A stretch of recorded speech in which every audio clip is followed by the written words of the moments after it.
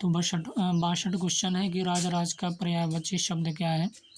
तो मनोरथ है, धनद है, या राजसज है, या रसाल है। तो राज राज का पर्यायवाची शब्द जो है ये धनद है।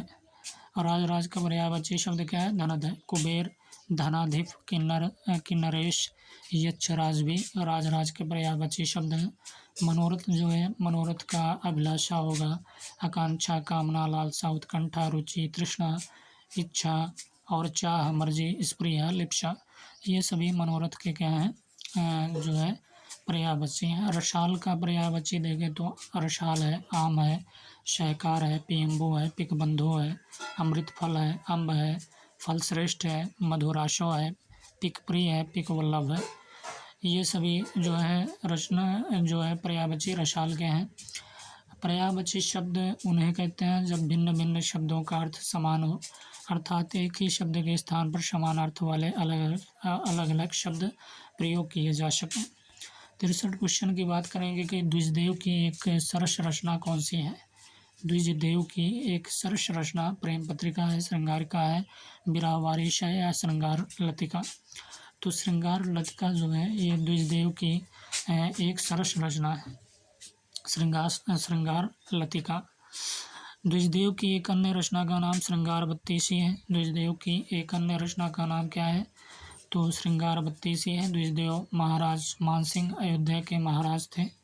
द्विजदेव कौन थे, महाराज मानसिंह अयोध्या के महाराज थे। द्विजदेव को रीतिबद्ध और रीतिमुक्त दोनों काव्य धाराओं में रखा जाता है। द्विजदेव रीतिमुक्त काव्य धारा के अंतिम कवि हैं। द्विजदेव जो है रीतिमुक्त काव्य धारा के क्या हैं, अंतिम कवि हैं। आचार्य रामचंद्र शुक्ल ने लिखा है कि ब्रजभाषा के श्रृंगारी कवियों की परंपरा, इन्हें अंतिम प्रसिद्ध कवि समझना चाहिए। जिस प्रकार लक्षण ग्रंथ लिखने वाले कवियों में पद्माकर अंतिम प्रसिद्ध कवि हैं, उसी प्रकार समुची श्रृंगार परंपरा में ये इनकी भी सी सरस और भावमयी श्रृंगारी कविता फिर दुर्लभ हो गई। तो द्विजदेव रीतिमुक्त काव्यधारा के अंतिम कवि हैं। आचार्य रामचंद्र शुक्ल ने लिखा कि ब्रजभाषा के श्रृंगारी कवियों की परंपरा, इन्हें अंतिम प्रसिद्ध कवि समझना चाहिए। जिस प्रकार लक्षण ग्रंथ लिखने वाले कवियों पद्माकर अंतिम प्रसिद्ध कवि हैं, उसी प्रकार समुची श्रृंगार परंपरा में ये इनकी सी सरस और भावमयी श्रृंगारी कविता फिर दुर्लभ हो गई। विरहवारिश और इश्कनामा बोधा की प्रमुख रचनाएं हैं। विरहवारिश और इश्कनामा बोधा की क्या है, प्रमुख रचनाएं हैं। 64 क्वेश्चन की बात करेंगे कि दुनिया संज्ञा के विशेषण रूप है।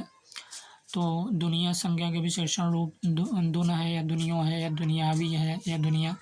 तो सी से है दुनियावी। दुनिया संज्ञा के विशेषण रूप दुनियावी होगा। विशेषण किसे कहते हैं, संज्ञा तो सर्वनाम सिंधु की विशेषता, गुण, दोष, संख्या, परिमाण आदि बताने वाले शब्द विशेषण कहलाते हैं। 65 क्वेश्चन है कि चांडाल चौकड़ी का अर्थ क्या है। विद्वानों का समूह, मूर्खों का समूह, धनिकों का समूह, दुष्टों का समूह। तो चांडाल चौकड़ी का अर्थ क्या है, तो दुष्टों का समूह है। चांडाल चौकड़ी का अर्थ दुष्टों का समूह। शरारत या उद्दंडता करने वाले किसी दल या टोली को व्यंग्य में चांडाल चौकड़ी कहा जाता है। शरारत या उद्दंडता करने वाले किसी दल को क्या कहा जाता है, या टोली को व्यंग्य में चांडाल चौकड़ी कहा जाता है। वाक्य प्रयोग है, मोहनदास जैसे नेक व्यक्ति का इस चांडाल चौकड़ी में फंसना समझ में नहीं आ रहा। अन्य तीनों विकल्प इससे मेल नहीं खाते हैं। प्रतिहार का अर्थ क्या है, प्रत्याहार, निवारण, पहरेदार, द्वारपाल। तो प्रतिहार का अर्थ भैया द्वारपाल है। प्रतिहार का अर्थ क्या है, द्वारपाल होता है। दरबान, द्वार रक्षक, चौबदार प्रतिहार का पर्यायवाची शब्द है। कौन कौन सा, दरबान, द्वार रक्षक, चौबदार और प्रतिहार का पर्यायवाची शब्द है। पहरेदार का अर्थ क्या है भैया, पहरेदार का अर्थ है चौकीदार, प्रहरी, रखवाला है। पहरेदार का अर्थ क्या है भैया, चौकीदार है, प्रहरी, रखवाला है। निवारण संस्कृत संज्ञा पुल्लिंग। निवारण क्या है, संस्कृत संज्ञा पुल्लिंग। रोकने, हटाने, दूर करने की क्रिया या अवस्था पुल्लिंग। दूर करना, हटाना, रोकथाम, निषेध, मनाही। प्रत्याहार का अर्थ क्या है भैया, व्याकरण में प्रत्याहार विभिन्न वर्ण समूह को अभिषिप्त रूप में संक्षेप में ग्रहण करने की क्या है, एक पद्धति है। 67 क्वेश्चन की बात करेंगे, व्यर्थ का संधि विच्छेद होगा। तो व्याधन, था धन, अरा, या व्या धन अर्थ, या बी धन अर्थ, या बी धन अर्थ। तो व्यर्थ का संधि विच्छेद अगर देखेंगे तो बी धन अर्थ बराबर व्यर्थ होगा। व्यर्थ का संधि विच्छेद बी धन अर्थ होगा। ई प्लस आ बराबर या यण संधि। व्यर्थ शब्द में कौन सी संधि है? यण संधि है। यण संधि यदि बड़ी छोटा हो, बड़ा हो और री के बाद भिन्न स्वर आए तो छोटी और बड़ी का या उ और बड़ा उ का वा तथा री का रा हो जाता है। संधि यदि बड़ी उ छोटा हो, बड़ा हो और री के बाद भिन्न स्वर आए तो ई और बड़ी ई का या, उ और बड़ा उ का वा तथा री का रा हो जाता है। छोटी और बड़ी असमान स्वर बराबर या, छोटा हो बड़ा हो प्लस असमान स्वर बराबर हुआ और री असमान स्वर बराबर रहा। 68 क्वेश्चन की बात करेंगे कि 12वीं तथा 13वीं सदी के मध्य अब्दुल रहमान की सुप्रसिद्ध रचना है। तो द्रविड़ों से, आर्यों से, अंग्रेजों से या शास्त्रों से? तो 68 क्वेश्चन का सही जवाब क्या है? द्रविड़ों से। कि 12वीं तथा 13वीं सदी के मध्य अब्दुल रहमान की सुप्रसिद्ध रचना क्या है? द्रविड़ों से। तो 12वीं तथा 13वीं सदी के मध्य अब्दुल रहमान की सुप्रसिद्ध रचना द्रविड़ों से है। नोट है कि इस प्रश्न का उत्तर आयोग ने द्रविड़ों से ही माना है। इस प्रश्न के विकल्प ही गलत हैं। यह रचना मूल स्थान या मुल्तान के क्षेत्र से संबंधित है। इसमें विजयनगर की कोई बिरानी अपने पति को संदेश भेजने के लिए व्याकुल है। इसमें क्या है कि विजयनगर की कोई बिरानी है अपने पति को संदेश भेजने के लिए व्याकुल है। 69 क्वेश्चन की बात करेंगे कि शुक्ल जी ने आदिकाल की 12 रचनाओं का अपने इतिहास में उल्लेख किया है। इनमें साहित्यिक पुस्तकें 4 हैं। इनकी भाषा क्या है? ब्रज, अवधी, अपभ्रंश, संस्कृति। तो क्या है कि शुक्ल जी ने आदिकाल की 12 रचनाओं का अपने इतिहास में उल्लेख किया है और इनमें साहित्यिक पुस्तकें 4 हैं। इनकी भाषा क्या है? ब्रज है, अवधी, अपभ्रंश या संस्कृति। तो सी से ये अपभ्रंश है। शुक्ल जी ने आदिकाल की 12 रचनाओं का अपने इतिहास में उल्लेख किया है। इनमें साहित्यिक पुस्तकें 4 हैं। इनकी भाषा अपभ्रंश है। आचार्य शुक्ल ने जिन 12 ग्रंथों के आधार पर आदिकाल का नामकरण वीरगाथा काल किया था वे हैं अपभ्रंश भाषा में। पहला नंबर विजयपाल रासो, दूसरा नंबर हमीर रासो, तीसरा नंबर कीर्तिलता और चौथा नंबर कीर्ति पताका। देश भाषा काव्य में खुमाड़ रासो, बीसल देव रासो, जयचंद्र प्रकाश, जय मयंक जसचंद्रिका, पृथ्वीराज रासो 9वां है, परमाल रासो 10वां, खुसरो की पहेलियाँ, विद्यापति पदावली। 70 क्वेश्चन है कि हम सर्वनाम के बाद ही जोड़ने से होगा। हम सर्वनाम के बाद ही जोड़ने से होगा। हमें, हम ही, हमी या हम ही। तो सी है हमी जो है हम सर्वनाम के बाद ही जोड़ने से होगा हमी। तो हम सर्वनाम के बाद ही जोड़ने से हमी होगा। संज्ञा के स्थान प्रयुक्त होने वाले शब्द को सर्वनाम कहते हैं। संज्ञा की पुनरुक्ति को दूर करने के लिए ही सर्वनाम का प्रयोग किया जाता है। जैसे मैं, आप, तू, कुछ, वह, यह, आप, कौन, कोई, जो, सो, क्या आदि। सर्वनाम के भेद की बात करें तो पुरुषवाचक सर्वनाम में उत्तम, मैं और हम, मध्यम में तू और तुम, अन्य में आप, वह, वे। निश्चयवाचक सर्वनाम में यह, वह। अनिश्चयवाचक सर्वनाम कोई, कुछ। संबंधवाचक सर्वनाम जो, सो। प्रश्नवाचक सर्वनाम कौन, क्या। निजवाचक सर्वनाम आप, स्वयं, खुद। यहाँ हम पुरुषवाचक सर्वनाम है। यहाँ हम पुरुषवाचक सर्वनाम है। 71 क्वेश्चन की बात करेंगे कि नमित, निमित्त, श्रुति सम भिन्नार्थक शब्द का अर्थ क्या है? झुका हुआ, हेतु, हेतु झुकना, नमन उत्सव, निमित्ति मात्र, नम नमः। तो नमित, निमित्त, श्रुति सम भिन्नार्थक शब्द का अर्थ क्या है? तो ये है कि झुका हुआ, हेतु। तो नमित, निमित्त, श्रुति सम भिन्नार्थक शब्द का अर्थ झुका हुआ हेतु है। हिंदी के अनेक शब्द ऐसे हैं जिनका उच्चारण प्रायः समान होता है, तो वैसे शब्द जो उच्चारण की दृष्टि से समान होते हुए भी समान होने का भ्रम पैदा करते हैं युग्म शब्द अथवा श्रुति सम भिन्नार्थक शब्द कहलाते हैं। श्रुति सम भिन्नार्थक का अर्थ है सुनने में समान परंतु भिन्न अर्थों वाले। 72 क्वेश्चन की बात करेंगे कि पश्य स्वर कौन सा इसमें से? ए है, आ है, बड़ी एवं ओ है। तो डी सही है। जो पश्य स्वर है वो बड़ा ओ है, वो पश्य स्वर है। जिह्वा के आधार पर स्वर 3 प्रकार के होते हैं। पहला नंबर अग्रस्वर, दूसरा पश्य स्वर, तीसरा मध्य स्वर। तो अग्रस्वर की बात करेंगे तो छोटी और बड़ी, छोटा है और बड़े। पश्य स्वर की बात करेंगे तो बड़ा ऊ, छोटा, बड़ा ऊ, ओ, आओ और आ। और मध्य स्वर क्या है, छोटा है। छोटी ई नहीं, बड़ी ई और बड़े ए अग्रस्वर हैं। आ मध्य स्वर है। जिन वर्णों का उच्चारण बिना किसी अवरोध के तथा बिना किसी दूसरे वर्ण की सहायता से होता है उन्हें स्वर कहते हैं। स्वरों की संख्या 11 है, जैसे अ आ ई उ री ए ओ औ, ये 11 स्वर हैं। खड़ी बोली को सम्मिलित किया जाता है पूर्वी हिंदी में, पश्चिमी हिंदी में, बिहारी हिंदी में, राजस्थानी हिंदी में। तो इसका सही जवाब जो है खड़ी बोली को पश्चिमी हिंदी में सम्मिलित किया जाता है। खड़ी बोली को पश्चिमी हिंदी में सम्मिलित किया जाता है। आयोग ने बिहारी हिंदी माना है, ये गलत है। पश्चिमी हिंदी में खड़ी बोली कौरवी कहा जाता है जिसे, और ब्रजभाषा बुंदेली, हरियाणवी और बांगरू कन्नौजी पश्चिमी हिंदी में आता है। खड़ी बोली कौरवी जिसे कहा जाता है, ब्रजभाषा बुंदेली, हरियाणवी जिसे बांगरू कहते हैं, कन्नौजी। पूर्वी हिंदी में अवधी, बघेली, छत्तीसगढ़ी, राजस्थानी हिंदी, मारवाड़ी, जयपुरी, ढूढ़ाड़ी, मेवाती, उत्तरी राजस्थानी, मालवी। बिहारी हिंदी में भोजपुरी, मगही, मैथिली। पहाड़ी हिंदी में गढ़वाली, कुमाऊनी, नेपाली। 74 क्वेश्चन की बात करेंगे कि तू प्रताप समसूर्य है। तू प्रताप समसूर्य है, जस सम सोचत चंद, इसमें अलंकार कौन सा है? तो उपमा, रूपक या अपहृत या प्रतीप। तो कौन सा अलंकार होगा 74 में? 74 में अलंकार जो होगा ये प्रतीप होगा। तो वो प्रताप समसूर्य है, जस जस सम सोचत चंद, कौन सा है? प्रतीप अलंकार। तो इसमें प्रतीप अलंकार है। उपमेय को उपमान बना देना ही प्रतीप अलंकार है। आचार्य वामन के अनुसार जो किसी वस्तु को अलंकृत करे वह अलंकार है। जिस प्रकार आभूषण स्वर्ण से बनते हैं उसी प्रकार अलंकार भी स्वर्ण सुंदर वर्णों से बनते हैं। अलंकारों के मुख्यतः 3 भेद किए गए हैं। पहला नंबर शब्दालंकार, दूसरा नंबर अर्थालंकार, तीसरा नंबर उभयालंकार। शब्दालंकार शब्द के 2 रूप हैं, ध्वनि और अर्थ। ध्वनि के आधार पर शब्दालंकार की सृष्टि होती है। इस अलंकार में वर्ण या शब्दों की लयात्मकता एवं संगीतात्मकता होती है, अर्थ का चमत्कार नहीं। अर्थालंकार अर्थ को चमत्कृत या अलंकृत करने वाले अलंकार क्या हैं? अर्थालंकार हैं। इन अलंकारों का संबंध शब्द से न होकर अर्थ से होता है। उभयालंकार जो अलंकार शब्द और अर्थ दोनों पर आश्रित रहकर दोनों को चमत्कृत करते हैं वे क्या हैं? उभया अलंकार कहलाते हैं। 75 क्वेश्चन की बात करेंगे हम कि 12वीं तथा 13वीं के मध्य अब्दुल रहमान की सुप्रसिद्ध रचना है संदेश रासक, पौंचरी, सूचना रसक या परमात्मा प्रकाश।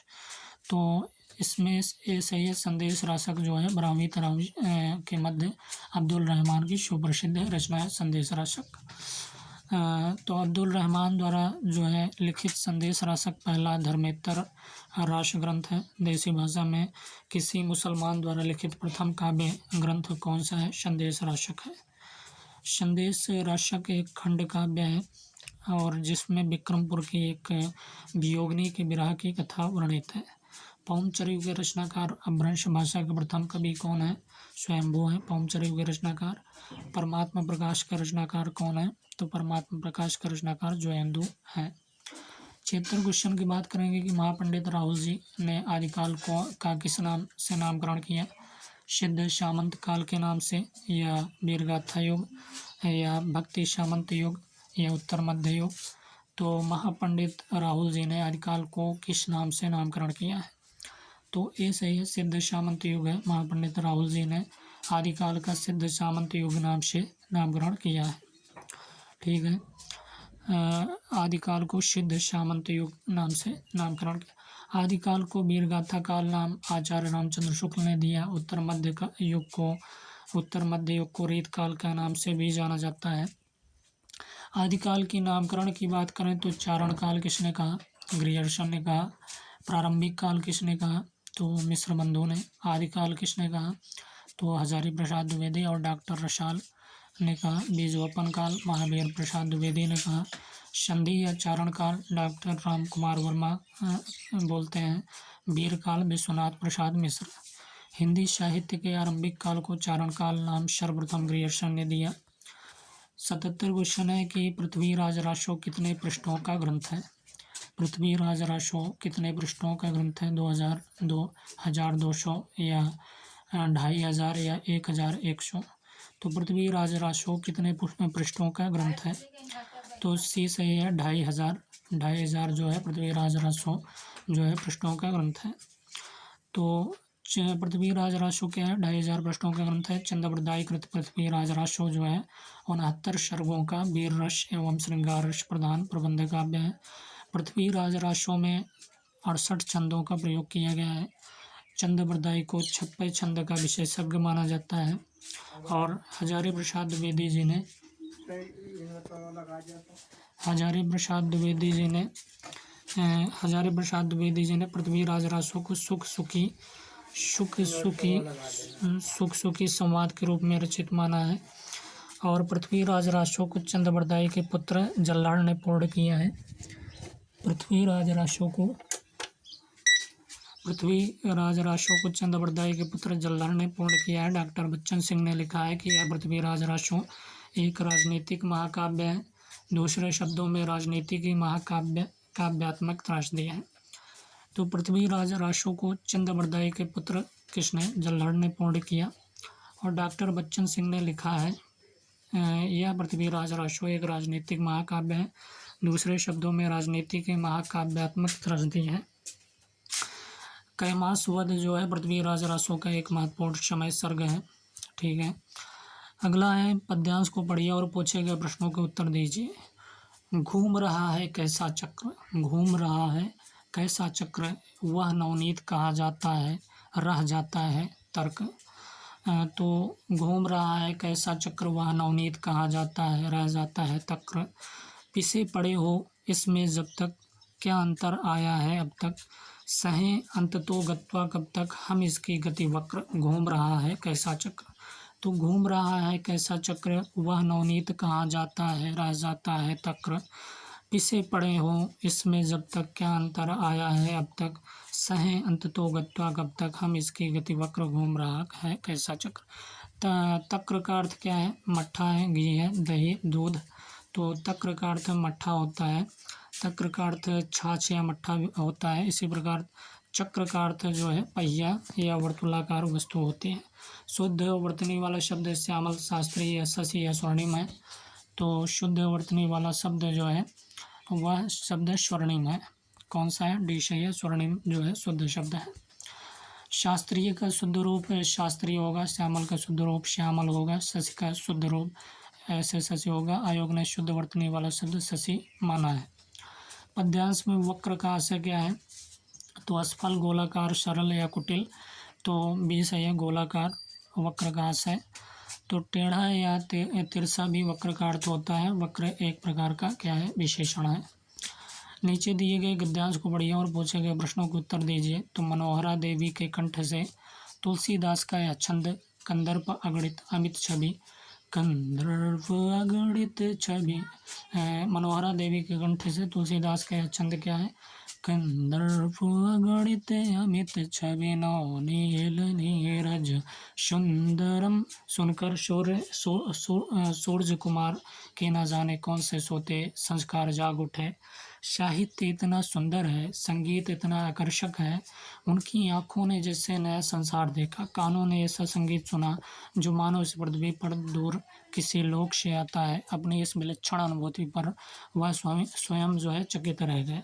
अपने सौंदर्य पर जो अभिमान था वह चूर चूर हो गया।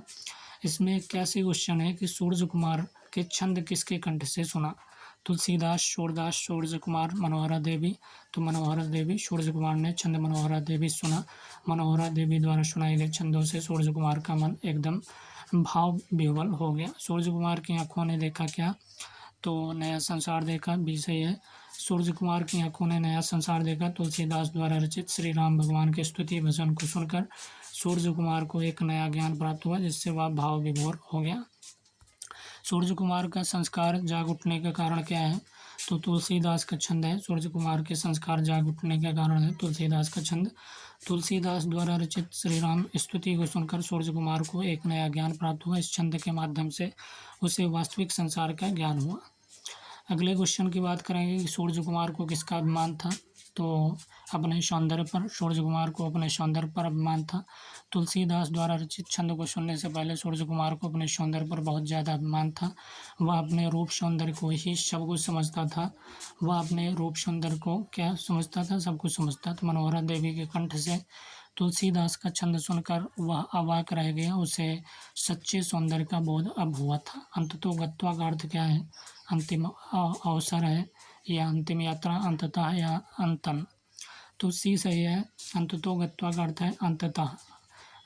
अंततो गत्वा का अर्थ क्या होगा, अंततः होता है। शेष तीनों विकल्प इससे मेल नहीं खाते। अब देखिए पद्यांश को पढ़िए और पूछे गए प्रश्नों को उत्तर दीजिए। देख रहा हूँ लंबी खिड़की पर रखे पौधे, देख रहा हूँ लंबी खिड़की पर रखे पौधे, धूप की ओर बाहर झुके जा रहे हैं। हर साल की तरह गौरैया अब की भी कार्निश पर लालोक धरने लगी है तिनके। हालांकि यह वह गौरैया नहीं, यह वह मकान भी नहीं, ये वे गमले भी नहीं, यह वह खिड़की भी नहीं, कितनी सही है मेरी पहचान इस धूप की। कवि इसमें क्या कहना चाहता है, तो धूप के प्रभाव को संवेदना के स्तर पर व्यंजित करना चाहता है। धूप के प्रभाव को संवेदना के स्तर पर व्यंजित करना चाहता है। तो कभी इसमें धूप के प्रभाव को संवेदना के स्तर पर क्या करना चाहता है, व्यंजित करना। कार्निश का अर्थ क्या है, आंगन, छज्जा, दीवार, छत। तो बी सही है, छज्जा है। कार्निश का अर्थ छज्जा होता है। कभी किसके सौंदर्य का अनुभव करता है, तो धूप के सौंदर्य का अनुभव करता है कभी।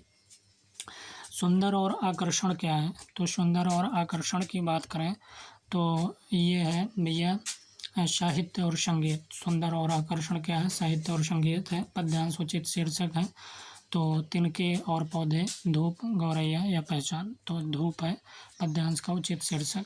इस पद्यांश का शीर्षक धूप इसलिए रखा जा सकता है क्योंकि धूप के ही इर्द गिर्द गौरैया, गमले, मकान, खिड़की आदि का चित्रण किया गया है। तथा इस पद्यांश का शीर्षक धूप रखना उचित प्रतीत होता है। हाल में वर्षों में STEM को विश्वविद्यालय और वित्त पोषण एजेंसियों से बहुत महत्व मिला। इसका क्या अर्थ है, तो विज्ञान, प्रौद्योगिकी, अभियांत्रिकी और गणित। सी सही है। हाल के वर्षों में STEM को विश्वविद्यालय और वित्त पोषण एजेंसियों से बहुत महत्व मिला। इसका अर्थ है कि विज्ञान, प्रौद्योगिकी, अभियांत्रिकी और गणित। STEM एक छत्र शब्द है जिसका उपयोग विज्ञान, प्रौद्योगिकी, इंजीनियरिंग और गणित के विशिष्ट लेकिन संबंधित तकनीकी विषयों को एक साथ समूहित करने के लिए किया जाता है। निम्नलिखित में से किस विषय के शिक्षक को छात्रों को सूत्रों और समीकरणों को पढ़ने और समझने में सहायता करना और प्रशिक्षण देना आवश्यक है, तो अंक शास्त्र के, निम्नलिखित में से अंक शास्त्र विषय के शिक्षक को छात्रों को सूत्रों और समीकरणों को पढ़ने और समझने में सहायता करना और प्रशिक्षण देना आवश्यक है। शेष विकल्प असंगत है। छवियों और प्रतीकों के माध्यम से सीखना तकनीकी रूप से के अधीन वर्गीकृत है, तो यह है संवेदी रूप से सीखना। तो छवियों और प्रतीकों के माध्यम से सीखना तकनीकी रूप से संवेदी रूप से सीखने के अधीन वर्गीकृत है। निम्नलिखित में से कौन सा विकल्प गैर औपचारिक शिक्षा प्रणाली के कार्यक्षेत्र में नहीं आता, तो बी सही है, समावेशी विद्यालय। निम्नलिखित में से समावेशी विद्यालय गैर औपचारिक शिक्षा प्रणाली कार्यक्षेत्र में नहीं आता है। समावेशी विद्यालय अपनी अक्षमताओं के बावजूद सभी छात्रों के सीखने के परिणामों को बेहतर बनाने के लिए प्रतिबद्ध है, क्योंकि समावेशी विद्यालय यह सुनिश्चित करता है कि सभी बच्चों को सीखने और बढ़ने के समान अवसर प्रदान करना।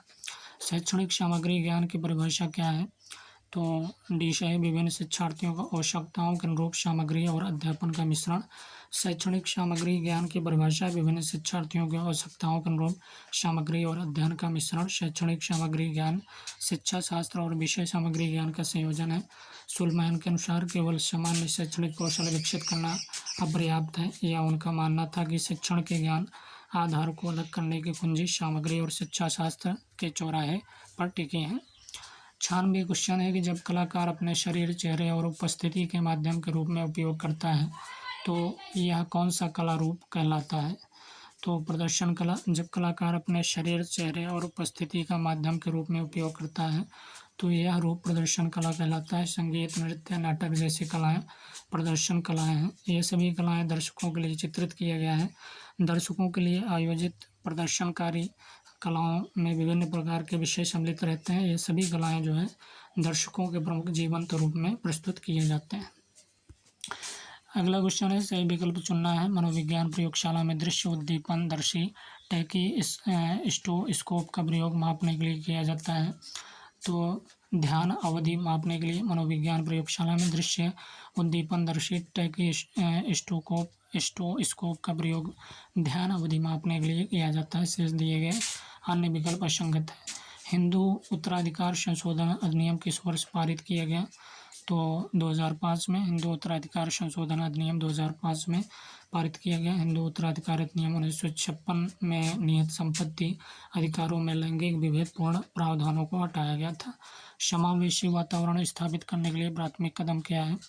तो विविधता को अंगीकार करना। समावेशी वातावरण को स्थापित करने के लिए प्राथमिक कदम विविधता को अंगीकार करना है। सामान्य छात्र के साथ ही विशेष आवश्यकता वाले छात्रों को एक साथ सामान्य ढंग से शैक्षिक प्रक्रिया संचालित करना ही समावेशी वातावरण है। 16वां नंबर है, संबंध और लैंगिकता तथा गृह अर्थशास्त्र किस प्रकार के पाठ्यक्रम के उदाहरण हो सकते हैं? तो शून्य पाठ्यक्रम। संबंध और लैंगिकता तथा गृह अर्थशास्त्र शून्य पाठ्यक्रम के उदाहरण हो सकते हैं। शेष दिए गए विकल्प क्या है? असंगत है।